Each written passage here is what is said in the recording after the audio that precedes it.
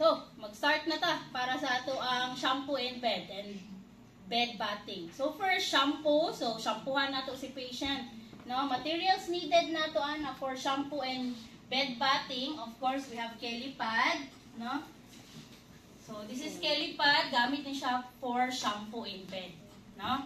Kaya kung mag-shampoo magud ta, so magbutang tag tubig sa ulo ni patient. So, kung dili na to butang ng Kelly pad, so asa maawas ang tubig, no? So, mo ni siya ang mukuan, mo-drain sa water nato ang gibutang sa head ni patient. So, this is Kelly pad. We have, of course, kani ato ang dipper, ang kabo. Then, we have paper to protect the floor, mo na ito ang cover. Then, we have pail, no? Pail with water ni siya, so dili magikan ang tubig. So, ang tubig na to ana is kaning 43 to 46 degree, no? Kay kung ano man gud siya, bed bathing, dali siya magbugnaw ang tubig. So, ang ato ang i-prepare, init-init, no? Init siya. Inanaka-init. Inanaka-temperature.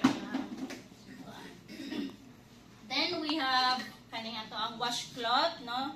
Para ni siya to cover the eyes para po during kaning flushing or washing sa head dili mabasa or masudlan og tubig iyang mata. Then we have cotton balls to cover the ears po as well, no? So during shampoo in bed, so dili pod masudlan og tubig iyang dalunggan. Of course, we have shampoo, we have conditioner, depende sa preference ni patient kung mag-conditioner siya. And then we have gloves, we have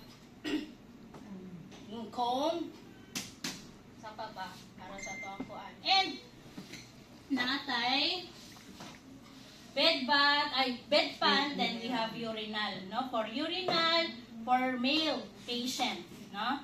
Pag male patient, bago ta maghatag og kaning bed bath or shampoo in bed, kailangan paihion sa jud nato or kanang papoop sa nato si patient. Kaya naman ko ibang patient, during bathing, diha pa magkaihi. So, mas mahasol na. So, better, bago ta maghatag og bathing or bago nato i-proceed ang kaning task, kailangan pa excreton sa nato si patient. No? Urine, and of course, ato ang poop. So, for bed pan, pag male ang patient, so kanitanan ang ihatag sa iyaha, bed pan and the urinal. No? Pag female, so okay na si bed pan. No, dili naman ni maka-urinal ato ang female, di ba? So, wala na may nagtindog din ha, wala na may isulod. O sa male pod kanila atong dala bed pan lang.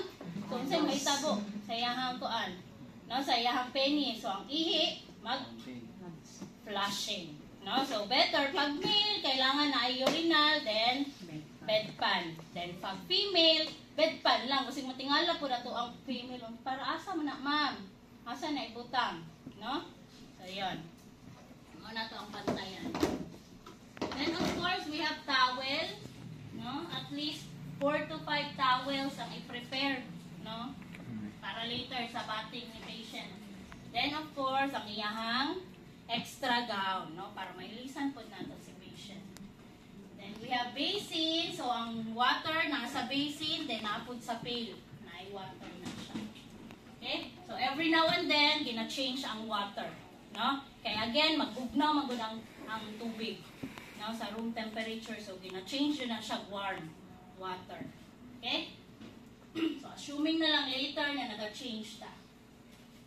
Then, ang washcloth na to is duha ka buok para later po sa iyahang body. No? Kay, again, cover man sa iyahang eyes. Then, ang isa ka towel is for sa body na niya.